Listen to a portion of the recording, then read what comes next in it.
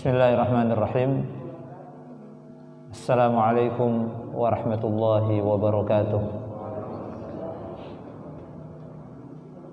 Innal hamdalillah nahmaduhu wa nasta'inuhu wa nastaghfiruhu wa natubu ilaih wa na'udzu billahi min syururi anfusina wa min sayyiati a'malina.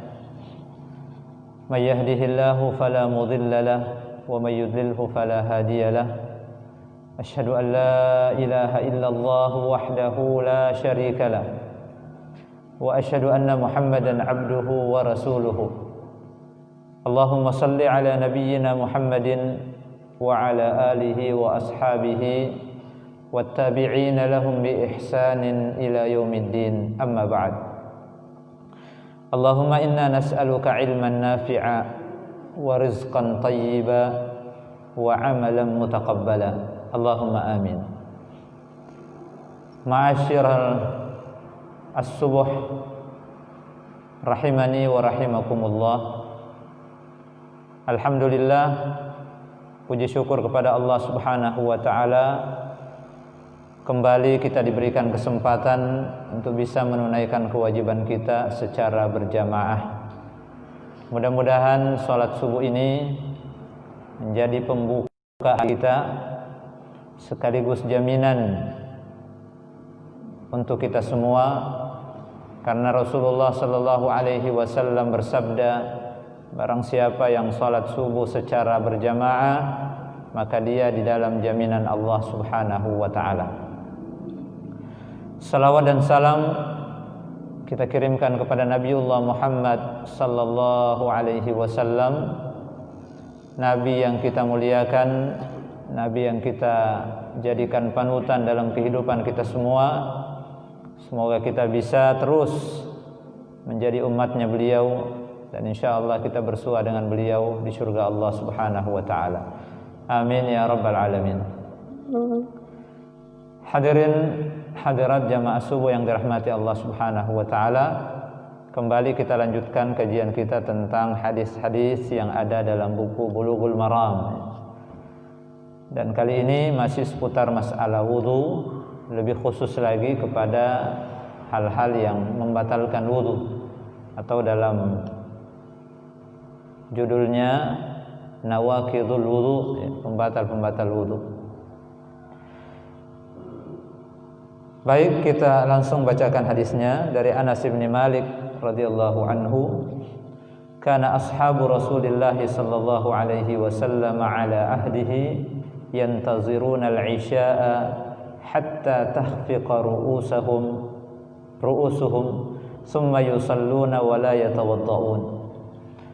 Dari Anas bin Malik radhiyallahu anhu, beliau berkata, sesungguhnya sahabat-sahabat Nabi sallallahu alaihi wasallam di masa itu, di masanya Nabi, mereka selalu menunggu datangnya waktu Isya. Jadi kalau salat maghrib, mereka duduk lagi, tidak balik ke rumah. Mereka ibadah, berzikir, saling mengingatkan, nasihat-menasihati, ya, ta'lim-ta'lim. Hatta tahfiqa ru'usuhum. Namun karena lelah, ya, sepanjang hari mereka bekerja, kadang-kadang mereka sambil menunggu Isya itu mereka ketiduran. Kepalanya itu terlihat kalau mereka ngantuk, ya. Tahfiqu ru'usuhum, jadi kepalanya goyang-goyang, ya. Turun naik kepalanya, begitu, ya. Ini juga bertanda bahwa sholat Isyanya mereka itu agak telat, karena memang Nabi sallallahu alaihi wasallam bersabda, laula an asyqa ala ummati la akhartul isya'a ila nisfil lail. Seandainya tidak berat bagi umatku, maka saya akan akhirkan Isya itu ke pertengahan malam, karena waktu Isya itu panjang, ya. Tsumma yusalluna wa la yatawadda'un. Kemudian mereka salat dan mereka tidak berwudu lagi. Mereka salat dan mereka tidak berwudu lagi. Nah, ma'asyiral muslimin rahimani wa rahimakumullah. Apa yang kita bisa tarik dari hadis ini?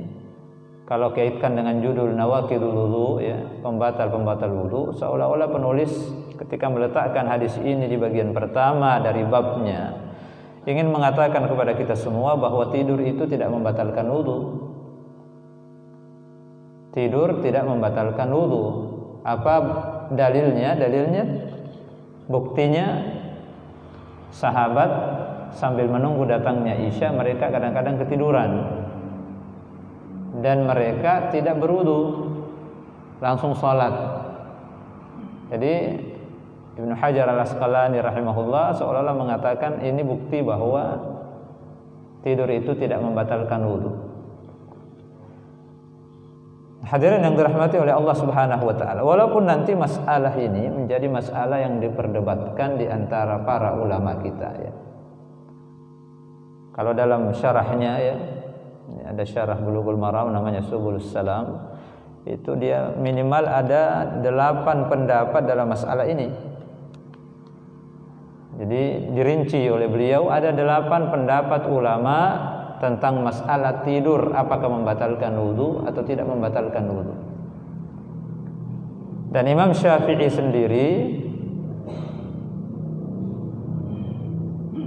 beliau berpendapat bahwa tidur itu bukan membatalkan wudu, tetapi tidur itu mazannatun linnaqdi, kemungkinannya bisa membatalkan wudu. Jadi hanya dugaan-dugaan saja. Jadi bukan tidurnya yang langsung membatalkan wudu, tetapi tidur itu kemungkinan bisa membatalkan wudu. Orang kalau tidur tidak sadar apakah keluar angin, itu tidak sadar. Makanya Imam Syafi'i mengatakan bukan membatalkan wudu. Fa idza nama jalisan mumakkinan miq'adatahu minal ardi lam yanqud wa illa intaqadha. Sehingga kalau dia tidurnya dalam keadaan duduk, tidurnya dalam keadaan duduk, mumakkinan miq'adatahu, posisi pantatnya tidak terangkat dari lantai, tetap menempel ke lantai seperti ini, lam yanqud, maka wudunya tidak batal. Wa illa intaqadha, tapi kalau tidak seperti itu maka batal wudunya. Misalnya kalau sampai sujud dia atau rebahan berbaring ya, maka menurut Imam Syafi'i batal. Batalnya bukan karena wudu, karena tidur, tetapi karena mazannatun linnaqdi, ada kemungkinannya, besar dugaannya itu batal. Nah, ini hadirin yang dirahmati oleh Allah Subhanahu wa taala. Yang lain mengatakan tidak, sama sekali tidak. Mau tidurnya bagaimanapun gayanya tidak batal. Ada yang lagi mengatakan batal. Orang yang tidur itu pokoknya tidur bagaimanapun maka dia batal. Hadisnya juga nanti akan kita bacakan di akhir-akhir buku ini juga ada ya. Seperti apa itu nanti kita akan bacakan. Tetapi di sini secara umum ini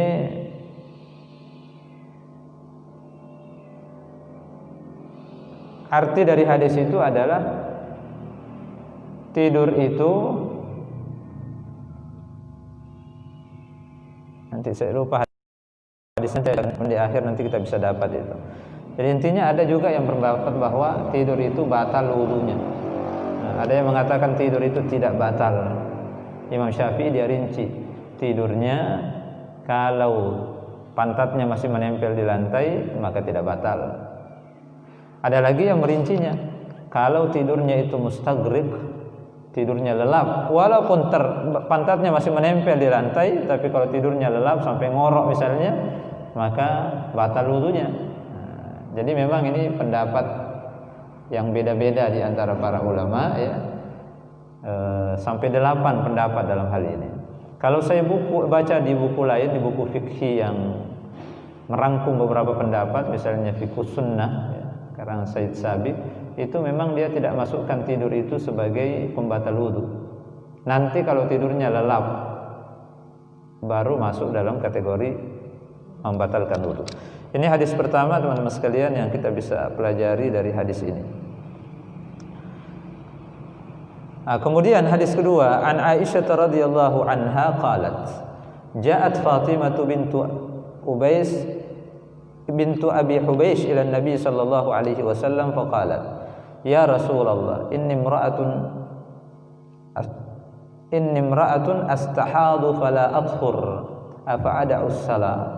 Qala la, innama dzalika 'irqun wa laysa bihaydin, fa idza aqbalat haydatuki fad'i as-salah wa idza adbarat faghsili anki ad-dama thumma shalli. Muttafaqun alaih.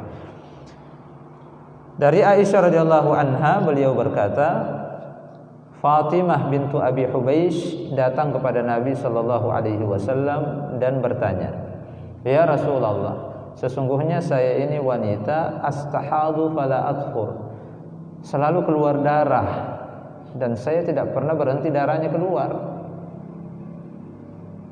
Apa ada ussalah? Apakah saya harus tinggalkan salat ya Rasulullah? Karena dia paham betul bahwa wanita kalau haid tidak boleh salat, ya kan, sampai suci. Nah, ini tidak pernah berhenti, darahnya keluar terus. Apakah saya tinggalkan salat ya Rasulullah? Maka jawaban Nabi sallallahu alaihi wasallam, la, innama dzalika 'irqun. Tidak, karena itu adalah irq. Irq itu ya ada yang mengartikan penyakit, ada yang mengartikan itu darah biasa saja, ya, darah normal. Walaysa bihaidin, tapi Nabi tegaskan itu bukan haid. Jadi wanita itu ada masanya haid, tidak setiap saat keluar, ya, berarti itu bukan haid. Fa idza aqbalat haidatuki fad'is shalah. Maka kalau haidmu datang, baru kau tinggalkan salat. Wa idza adbarat faghsili anki ad-dama tsumma shalli. Nah, kalau sudah selesai masa haidnya, maka cucilah darahnya itu, lalu mandilah. Karena ada riwayat lain, mandilah, tidak cukup dicuci saja, tapi mandilah, kemudian salatlah. Ini kalau haid. Adapun yang ditanyakan oleh Fatimah binti Abi Hubeish radhiyallahu anha, itu bertanya tentang darah penyakit yang kalau dalam kajian fikih disebut dengan darah istihadhah. Dalam beberapa riwayat Nabi menjelaskan kalau darah haid itu damun yu'raf, darahnya itu dikenali. Dalam riwayat lain damun aswadun yu'raf, darahnya hitam dikenali, itu darah haid. Dan wanita tahu mana haid, mana bukan haid. Dan tahu kapan waktunya dia haid biasanya dan kapan dia tidak haid. Sehingga wanita yang mengalami masalah seperti ini, dia memperkirakan saja sesuai dengan kebiasaan dia biasanya dulu sebelum kena penyakit seperti ini. Itu yang dijadikan standar. Kalau datang waktunya maka dia berhenti sholat, ya, diperkirakan sudah habis dulu. Kalau saya haid kira-kira sekian lamanya, maka dia cuci, kemudian dia mandi, lalu kemudian sholat. Nah, untuk masalah darah yang keluar terus itu tidak membatalkan wudu. Cukup dia bersihkan saja, baru kemudian dia berwudu dan sholat. Karena itu adalah darah penyakit. Ini berlandaskan kepada hadis yang kita bacakan tadi.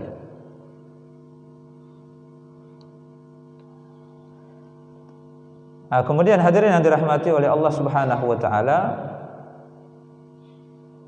dalam buku Subulus Salam juga dia jelaskan bahwa untuk membedakan mana darah haid dan mana bukan, ada dua cara. Yang pertama, tumayyizu dzalika birruju'i ila 'adatiha. Pertama, kembalikan ke kebiasaan wanita tersebut.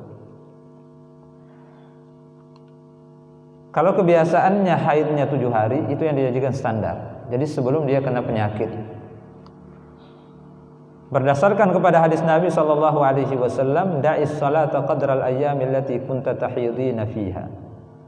Tinggalkanlah salat sesuai dengan hari-hari yang biasanya Anda haid. Itu cara pertama. Cara kedua, tarji'u ila sifatid dam. Dia perhatikan darahnya, warna darahnya. Berlandaskan dari hadis Aisyah radhiyallahu anha, inna damal haidi damun aswad yu'raf. Darah haid itu adalah warnanya hitam dan dikenali. Fa idza kana kadzalika fa amsiki 'anis salati. Kalau itu yang Anda dapatkan, maka berhentilah salat. wa idza kana al-akhar fatawaddai wa shalli. Kalau tidak seperti itu kenyataan warna darahnya, maka berwudu dan salatlah. Ini dua cara untuk mengenali mana darah haid bagi wanita yang tidak teratur haidnya, apalagi dia kena istihadhah yang tidak berhenti. Dari ini juga dipahami bahwa haid itu membatalkan wudu. Tetapi kalau bukan haid tidak membatalkan wudu. Ada yang mengatakan yang penting ada keluar dari dua lubang, mohon maaf ya, dubur dan kubul, tempat kencing maupun tempat air besar, apapun yang keluar dari situ maka membatalkan wudu. Cairan darah yang keluar dari situ membatalkan wudu. Ternyata tidak seperti itu secara mutlak. Kalau kencing iya, buang air besar iya, tapi darah diperinci. Kalau dia darah haid iya, tapi kalau darahnya bukan darah haid, maka tidak dihukumi sebagai darah haid. Dia cukup dibersihkan saja, lalu kemudian dia berwudu dan Nah ini hadirin yang dirahmati oleh Allah Subhanahu wa taala. Hadis yang kedua yang bisa kita pelajari dari buku ini. Kemudian yang ketiga, hadis dari Ali ibn Abi Thalib radhiyallahu anhu. Kuntu rajulan mazza'an. Saya ini adalah laki-laki mazza'. Mazza' itu kalau tidak salah saya sudah jelaskan pada pertemuan yang lalu, madhi ya. Madhi itu cairan putih yang keluar karena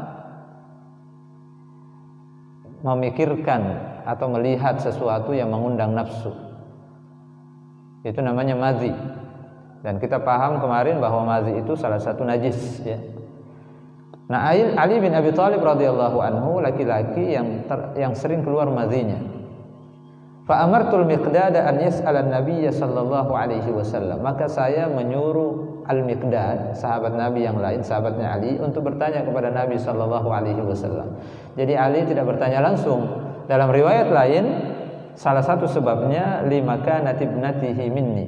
Karena saya ini kan menantunya Nabi, anaknya Rasulullah, saya peristri, maka saya tidak enak bertanya langsung. Maka dia pakai perantara. Fa amartul Miqdad an yas'ala an-nabiy sallallahu alaihi wasallam, untuk bertanya kepada Nabi sallallahu alaihi wasallam. Fa sa'alahu, maka bertanyalah dia. Fa qala fihi al-wudu muttafaqun alaih. Maka Nabi menjawab, kalau orang kena seperti itu maka harus berwudu. Berarti itu membatalkan wudu. Membatalkan wudu, tetapi tidak harus mandi. Membatalkan wudu tidak harus mandi. Seperti tadi istihadhah, kalau keluar cukup cuci saja ya, lalu kemudian berwudu, tapi tidak harus mandi. Tidak harus mandi. Berbeda sama mani. Kalau mani, mohon maaf, itu harus mandi. Nah ini hadirin yang dirahmati oleh Allah Subhanahu wa taala. Jadi hukum berikutnya tentang madhi ya, membatalkan wudu. Kemudian hadis lain dari Aisyah radhiyallahu anha, anna Nabiy sallallahu alaihi wasallam qabbala ba'd nisa'ihi thumma kharaja ila as-salati wa lam yatawadda. Rasulullah sallallahu alaihi wasallam mencium istrinya, kemudian dia keluar menunaikan salat dan tidak berwudu. Ini juga menjadi masalah yang sering menjadi bahan diskusi kita semua. Bagaimana hukumnya menyentuh wanita setelah kita berwudu? Apakah itu membatalkan wudu atau tidak? Nah, hadis yang kita bacakan tadi, Nabi sallallahu alaihi wasallam mencium istrinya, bukan lagi menyentuh, mencium istrinya, lalu kemudian dia keluar ke masjid untuk salat dan tidak berwudu. Dalam riwayat yang lain, hadirin yang dirahmati oleh Allah Subhanahu wa taala, Rasulullah sallallahu alaihi wasallam kebiasaannya malam hari itu salat lail, dan istrinya, ini diceritakan oleh Aisyah, itu karena kamarnya sempit, tidak luas kamarnya beliau, Kalau beliau sholat di kamar itu terpaksa harus menggeser-geser kaki istrinya.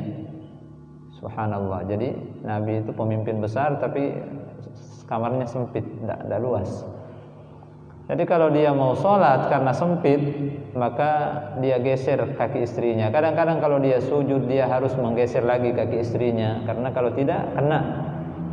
Nah, proses sholat ini kan berarti menyentuh, menggeser, mengangkat, menggeser, mengangkat istrinya, kaki istrinya, dan tidak batal wudunya. Ini bertanda apa, teman-teman sekalian? Ini bertanda bahwa menyentuh wanita tidak secara mutlak membatalkan wudu. Nah, kita kan kadang-kadang mengumumkan, pokoknya menyentuh wanita sudah balik, kalau kita sudah berwudu maka batal wudunya, berwudu kembali. Dan saya baca pendapat Imam Syafi'i dalam hal ini, beliau batal kalau menyentuh secara langsung, tidak ada pembatas. Misalnya kulit dengan kulit, maka itu batal wudunya, dia berwudu kembali. Dia juga merinci, yang membatalkan itu adalah yang tidak bisa dinikahi. Yang boleh dinikahi. Yang tidak bisa dinikahi atau mahram kita tidak batal. Berarti istri, ibu kita, saudari kita itu kan mahram namanya ya. Mahram, bukan muhrim. Kalau muhrim itu artinya orang yang lagi umrah, orang yang lagi haji memakai pakaian ihram, namanya muhrim. Nah, tapi kalau yang haram dinikahi namanya mahram. Nah, wanita yang haram dinikahi disentuh tidak batal wudunya. Apa hadisnya? Penjelasannya tadi ini. Beberapa hadis kita bacakan ini. Bahkan sebagian ulama menjelaskan bersentuhan dengan wanita lain sekali kalau tidak ada nafsu dan tidak sengaja, tidak dibarengi dengan nafsu, maka tidak batal wudunya. Jadi ada yang seperti itu. Nah, cuman apa juga alasannya kita sentuh wanita lain yang bukan mahram kita? Bersentuhannya kulitnya dengan kulit kita saja itu kan neraka. Iya, lebih baik kita ditusuk jarum, tombak dari api neraka, dibanding kita menyentuh wanita yang bukan mahram kita. Jadi tidak ada alasannya. Bagaimana Pak kalau tidak sengaja? Nah, kalau tidak sengaja, Allah memaafkan dosa-dosa yang kita lakukan karena lupa. Apalagi ya dipaksa, tidak sengaja ya. Rabbana la tu'akhidna in nasina aw akhtana, ya kan? Ya Allah, jangan Engkau azab kami karena kami lupa atau kami salah. Tidak paham. Tidak paham, lupa dan tidak paham. Jadi orang lupa, tidak paham, dipaksa, itu diampuni oleh Allah Subhanahu wa taala. Dipaksa dia sehingga melakukan, tidak ada dosa baginya. Tidak paham, tidak mengerti, jahil, tidak ada dosa baginya. Atau lupa, tidak sengaja juga masuk. Kalau tidak sengaja, kamu di apa? Tidak sengaja. Itulah yang terjadi kalau kita pergi haji, tawaf, ya. Tidak bisa dihindari, kadang-kadang bersentuhan tidak bisa dihindari, tapi tidak sengaja, maka insya Allah tidak apa-apa. Nah, kalau sengaja jelas, ya, bukan hanya batal wudunya, tetapi dia terancam api neraka. Makanya hadirin yang dirahmati Allah, yang punya anak gadis, yang punya anak bujangan, ingatkan dia, jangan membonceng yang bukan mahramnya. Itu dari awal didoktrin begitu, supaya dia memiliki pemahaman. Ini tidak paham memang. Dia tidak paham, tidak dosa. Ia tidak paham, tidak dosa, tetapi bapaknya dosa terus karena dia mengerti dan tidak pernah melarang. Jadi kita lihat anak kita begitu, kita dosa, terus-terusan dosa, tidak pernah berhenti kalau kita tidak pernah melarang. Bahkan dulu ada waktu kita kos-kosan di Jakarta, ada Ustaz Agus juga paham betul. Sebagian orang tua bangga kalau anaknya itu dibawa pergi kalau malam Ahad. Dan orang tua sebagian malu kalau anaknya itu tidak ada yang gandeng kalau malam Ahad. Lihat, luar biasa. Luar biasa kalau orang tidak paham agama itu, luar biasa. Nah, nanti kalau anaknya laku baru dia senang. Lakunya pun tidak halal. Ya, tidak halal. Makanya tidak masalah kalau dia kemudian hamil di luar nikah. Ini hadirin yang dirahmati oleh Allah Subhanahu wa taala. Kemudian hadis berikutnya dari Abi Hurairah radhiyallahu anhu, qala Rasulullah sallallahu alaihi wasallam, "Idza wajada ahadukum fi batnihi syai'an." Kalau salah seorang dari kalian merasakan di perutnya ada masalah, ya. Perutnya sakit perutnya atau bunyi-bunyi perutnya, ya. Biasa kita begitu, tidak enak perasaan perut itu. Fa ashkala alaihi, membuat dia tidak nyaman. Akhraja minhu syai'un am la, sehingga dia ragu, ini ada yang keluar atau tidak. Kayak biasa begitu kita, ya. Ini ada keluar atau tidak. Fala yakhrujanna minal masjid hatta yasma'a sautan aw yajida rihan. Maka tidak usah keluar dari masjid sampai dia mendengar sendiri ada suara atau dia merasakan ada bau, mencium ada bau. Jadi siapa yang merasakan tidak enak perutnya sampai dia tidak bagus perasaannya, maka tidak usah keluar dari masjid sampai dia dengar sendiri ada suara yang keluar. Keluar dari mana? Keluar dari dubur.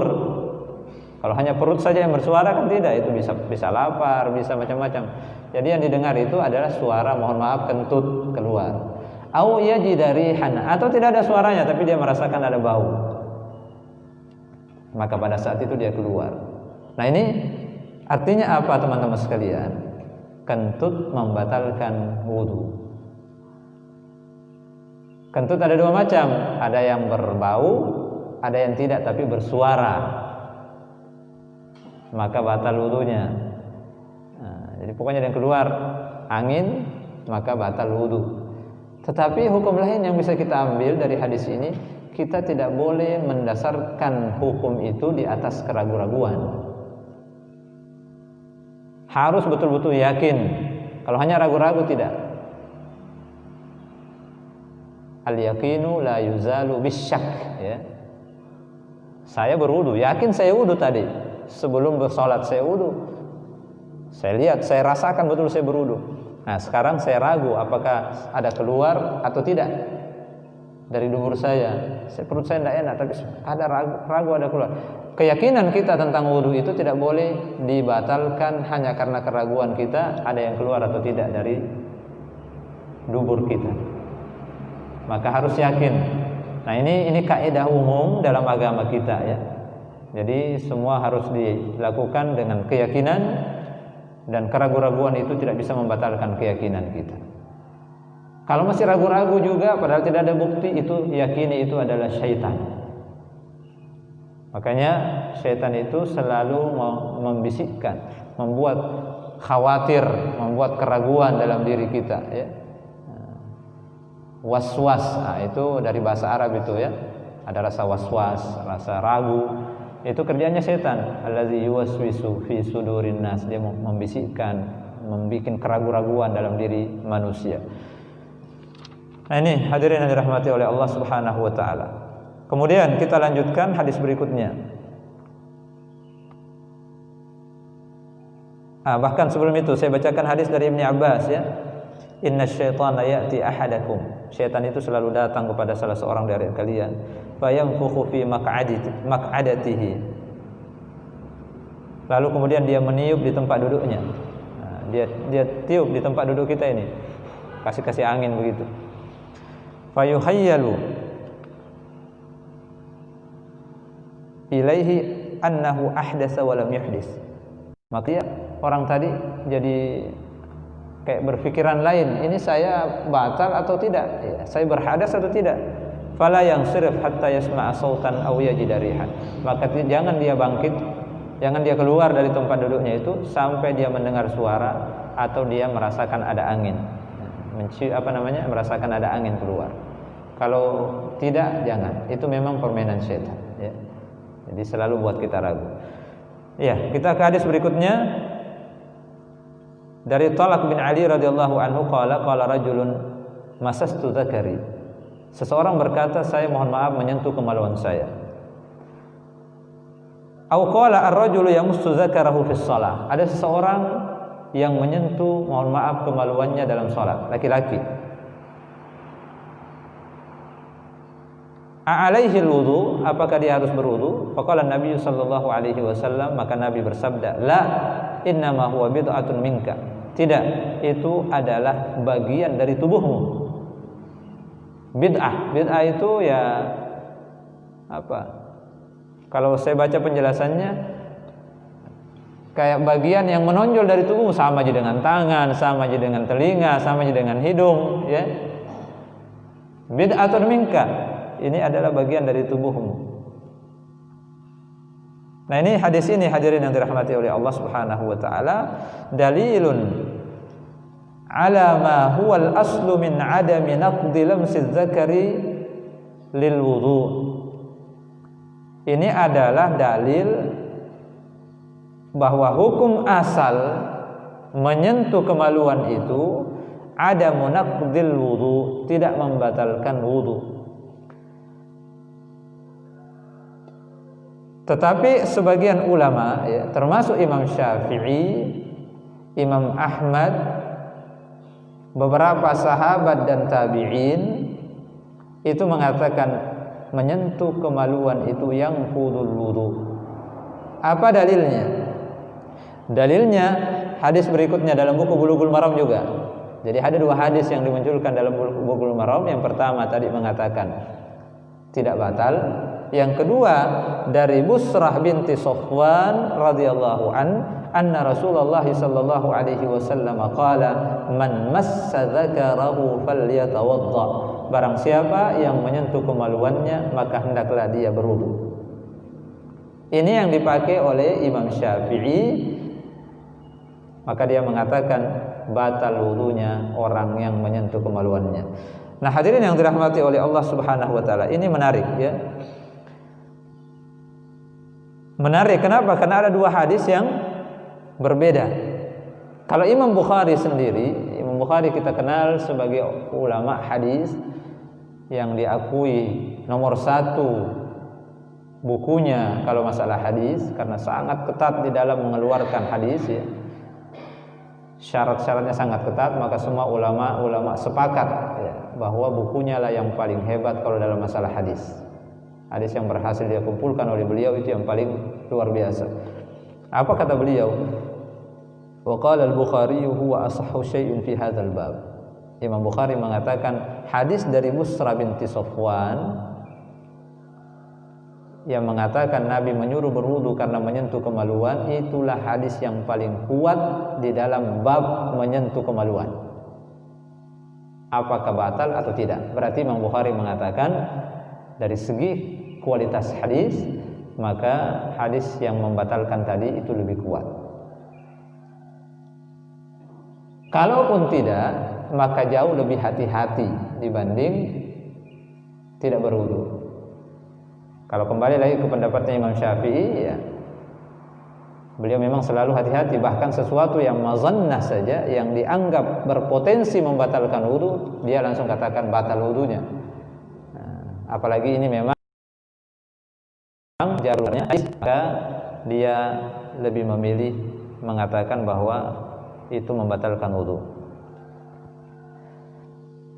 Nah, hadirin yang dirahmati oleh Allah, walaupun demikian, ya,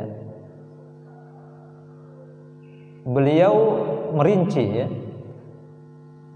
annal ifdha la yakunu illa bi batinil kaffi wa annahu la naqda idza massa dzakar bi zahiril kaff. Bahwa batal itu kalau dia sentuh kemaluan itu dengan batinil kaff, dengan telapak tangannya.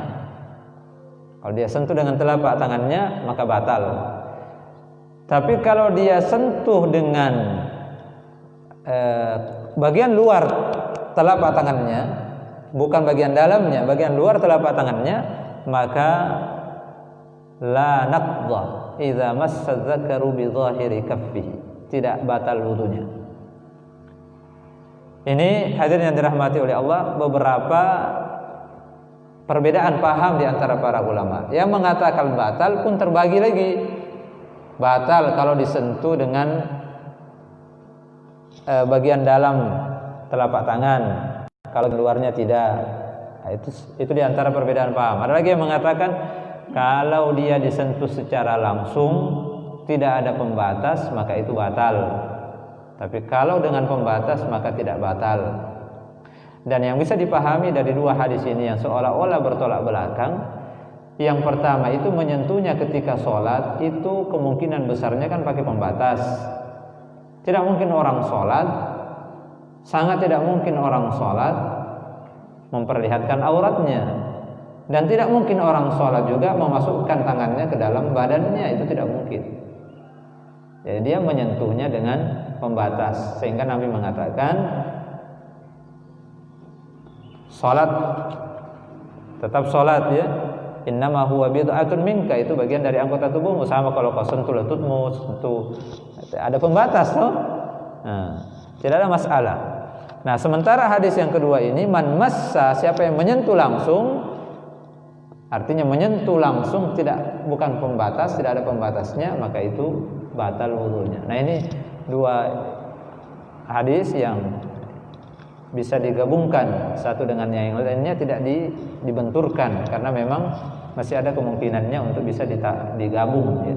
Jadi kalau kita lihat dua hadis yang bertolak belakang, maka kita berusaha coba kompromikan, gabungkan di mana titik persamaannya. Itu yang kita lakukan. Kalau memang ternyata tidak bisa digabungkan, dua-duanya sahih. Kalau satu lemah, satu tidak, ya gampang. Yang lemah kita buang saja, yang kuat yang kita ambil. Tapi kalau dua-duanya kuat, maka kita gabungkan.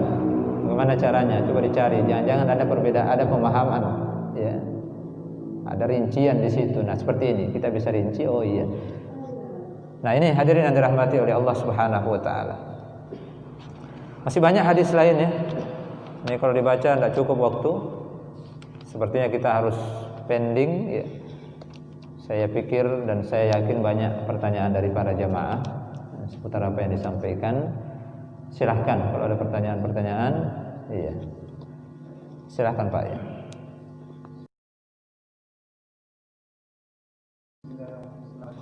Waalaikumsalam warahmatullahi wabarakatuh.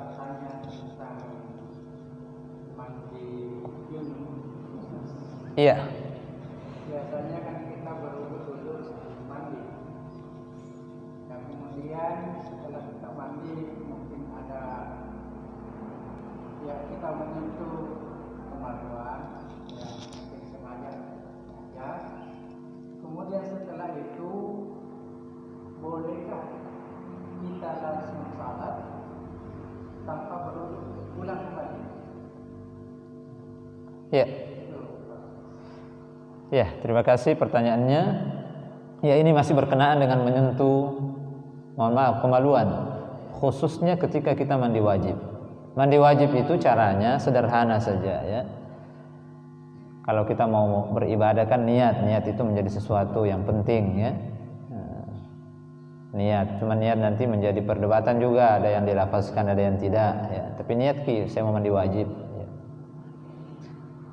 Mau dilafazkan mau tidak ya, yang penting niat. Karena niat itu innamal a'malu binniyat. Hadirin yang dirahmati Allah, niat. Kemudian setelah itu ambil wudu, cuci tangannya dulu. Cuci tangan. Ya, karena mengatakan kalau kalian bangun tidur, maka dia cuci dulu kali. Yang kamu tidak tahu, tangan itu mati dulu. Setelah cuci kaki berwudu yang sempurna seperti yang kita pernah ajarkan dulu. Kalau tidak minimal wajib-wajibnya saja. Dalam surah Al-Maidah itu wajib-wajibnya apa? Ya ayyuhallazina amanu idza qumtum ilas sholati faghsilu wujuhakum, muka, wa aydiyakum ilal marafiq, tangan sampai siku, wamsahu bi ru'usikum, basuh kepalamu, wa arjulakum ilal ka'bain, dan cuci kakimu sampai mata kaki. Itu 4 yang wajib. Yang lain sunnah. Setelah melakukan wudu tadi, baru kemudian kita guyur badan kita dengan air. Lebih afdal kita mulai dari sebelah kanan, baru sebelah kiri, baru semuanya. Yang jelas semuanya, jadi rambut harus keramas, bersih, ya, kena semuanya. Tidak ada, usahakan tidak ada anggota badan kecuali tersentuh air. Dipastikan semua, bukan sabunnya, tidak, tetapi air menyentuh seluruh anggota badan. Nah, setelah itu mau pakai sabun, pakai sampo, terserah, bebas ya. Nah, setelah selesai berarti dia sudah bersuci besar, mandi wajib. Pertanyaannya, apakah setelah itu kami berwudu lagi atau tidak? Yang kuat dalam masalah ini tidak perlu berwudu lagi, karena mandi wajib itu menggantikan wudu. Justru lebih tinggi kelasnya dibanding wudu, kan? Kalau wudu hanya dari hadas kecil, mandi wajib itu dari hadas besar. Jadi setelah mandi wajib langsung sholat, insya Allah sudah dianggap bersuci, karena dia adalah cara bersuci bagi orang yang hadas besar. Walaupun nanti ada yang berpendapat tidak, sholat itu rangkaiannya, suciannya adalah dengan wudu. Tidak ada sholat kalau tidak berwudu. Mandi wajib lain, makanya nanti dia gabungkan. Setelah mandi wajib, dia pakai pakaian secara sempurna, baru kemudian dia berwudu kembali, baru sholat. Tapi kalau kita pahami dari fungsi mandi wajib dan fungsi berwudu, maka bisa dipahami secara tidak langsung mandi wajib itu sudah menggantikan wudu.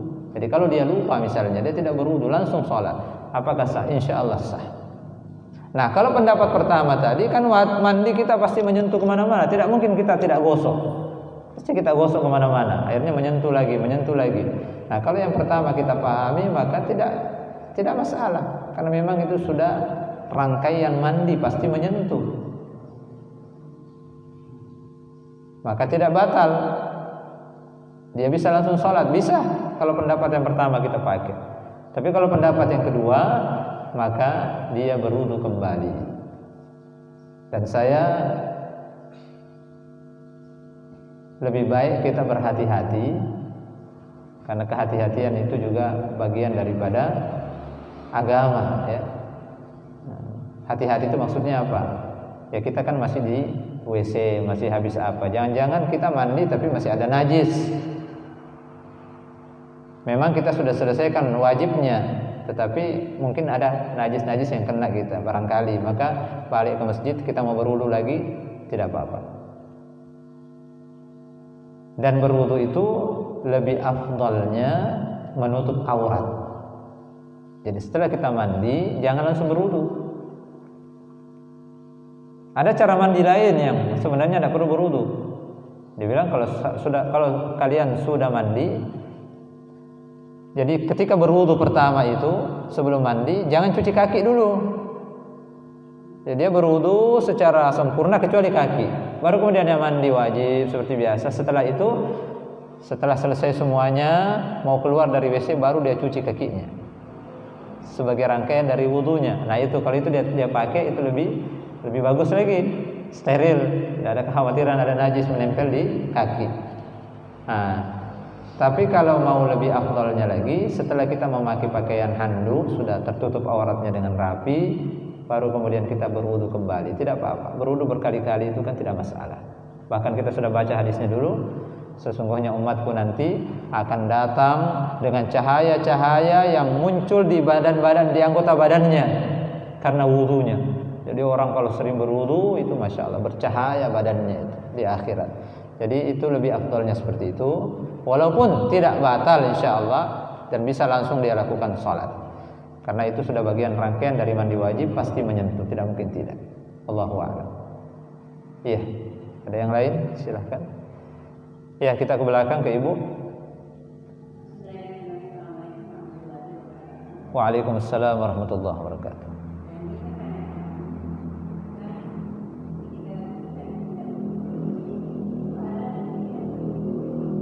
Tapi Bu, kita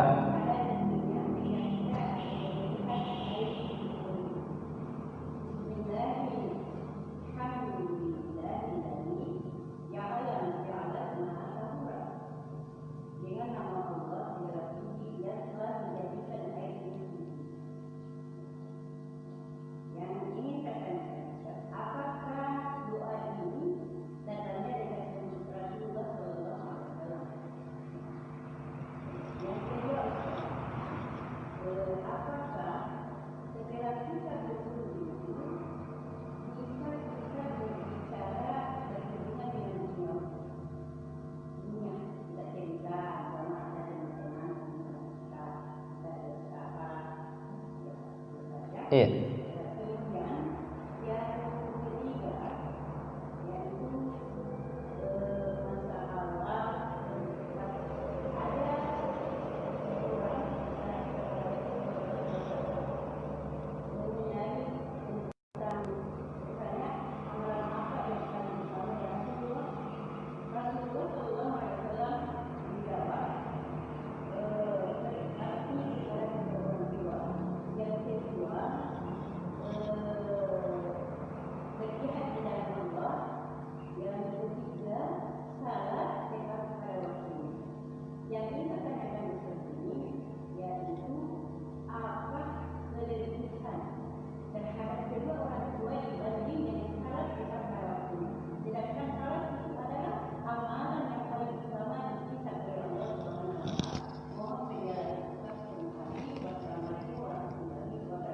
Waalaikumsalam warahmatullahi wabarakatuh. 3 pertanyaan Ibu. Yang pertama tentang doa, alhamdulillahilladzi ja'alal ma'a tahuran.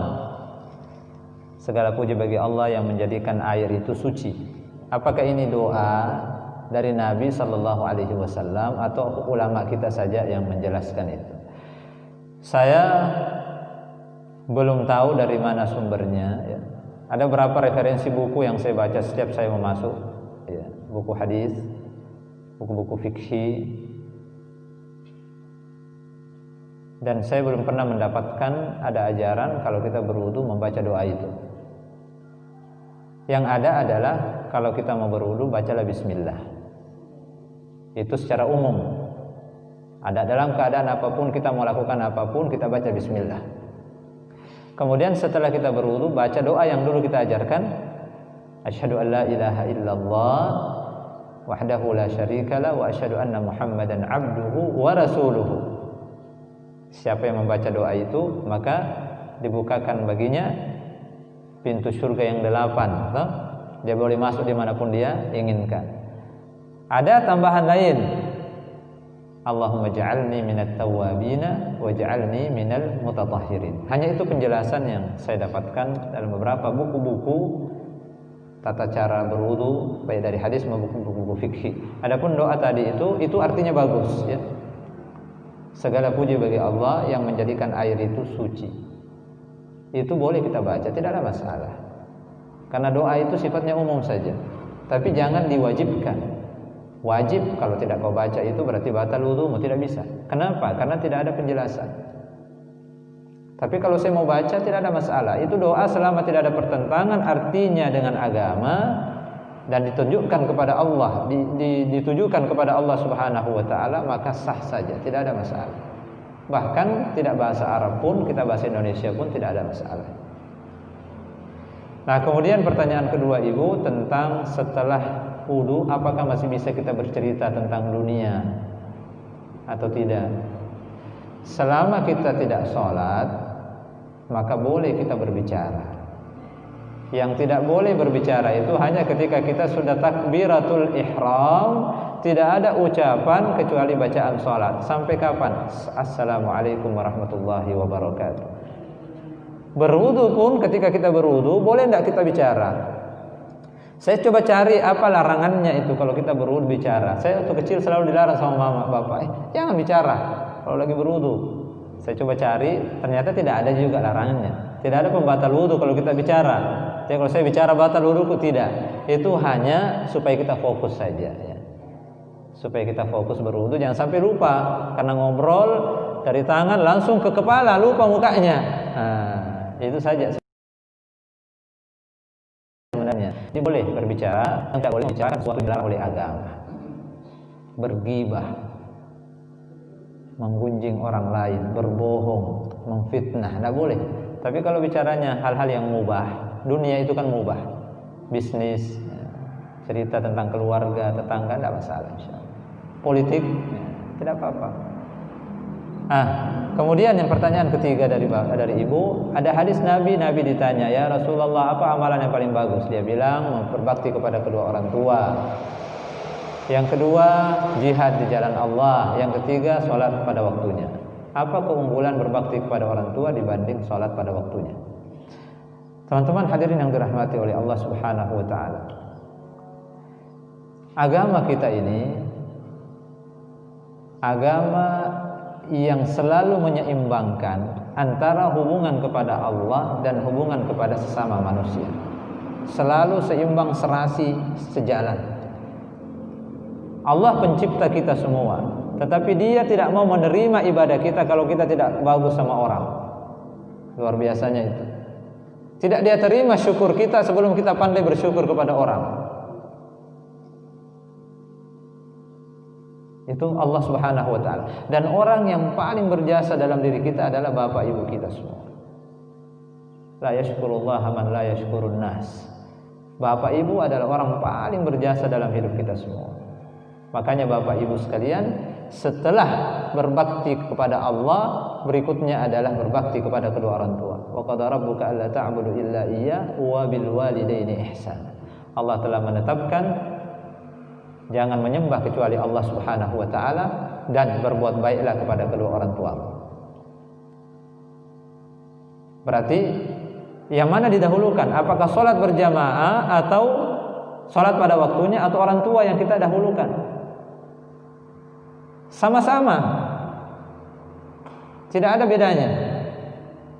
Kita harus berbakti kepada orang tua dan harus sholat pada waktunya.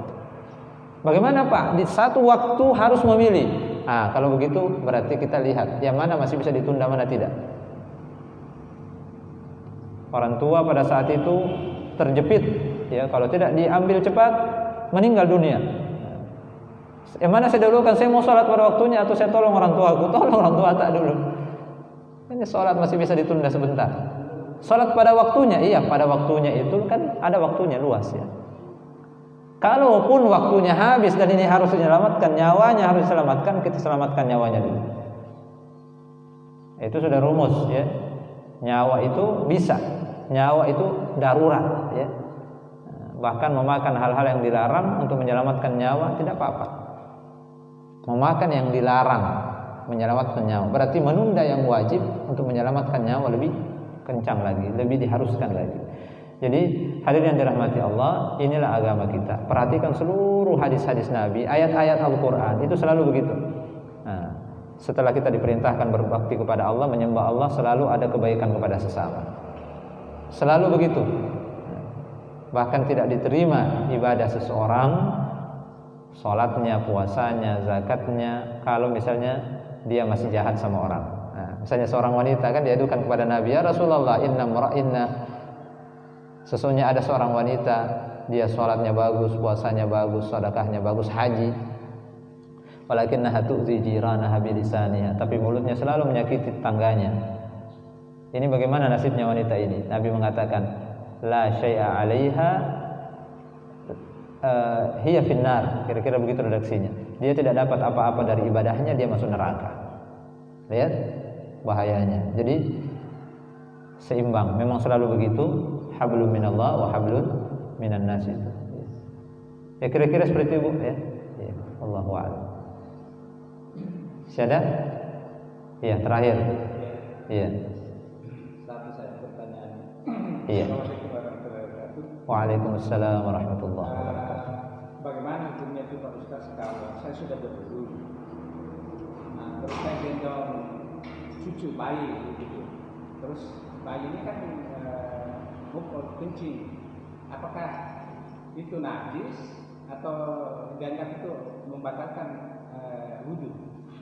Terima kasih banyak Pak Ustaz. Ya.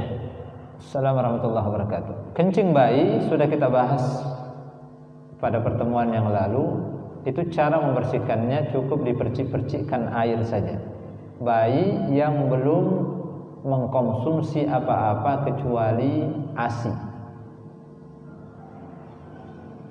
Yundah kata Nabi, hanya dipercikkan saja itu sudah hilang najisnya. Berarti pakaian tak kena, percikkan air sudah bisa dipakai sholat. Beda sama bayi atau anak-anak yang sudah makan, itu yang harus dicuci. Kalau ini dipercikkan saja. Apakah batal wudhu saya atau tidak? Saya sudah berwudhu, pakaian saya kena, apakah batal atau tidak? Kalau melihat hadis Nabi SAW dalam penjelasan ini, dia tidak mengatakan batal wudu atau tidak ada penjelasan seperti itu. Tapi dibilang cara membersihkannya saja. Jadi cara membersihkannya itu berbeda dengan kencing lain. Dia hanya dipercik-percikkan sudah sah, sudah hilang. Tetapi tetap dia berwudu. Tetap dia berwudu kembali. Tetapi pakaian yang dia pakai itu tidak perlu dia ganti. Ada keringanan dalam agama, cukup dia percik-percikkan sedikit dia pakai sholat, sudah. Itu keringanannya di situ. Tetapi membatalkan wudunya, iya, secara umum kencing membatalkan wudu. Dia wudu kembali, baru kemudian dia sholat. Tapi keringanannya adalah cara membersihkannya.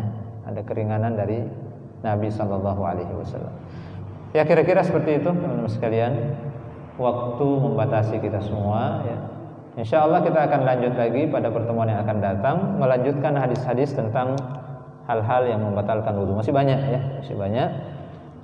Insya Allah. Mudah-mudahan Allah berikan kesehatan. Mudah-mudahan Allah berikan umur yang panjang. Mudah-mudahan Allah berikan kesempatan kepada kita semua sehingga kita bisa bertemu kembali pada pertemuan yang akan datang.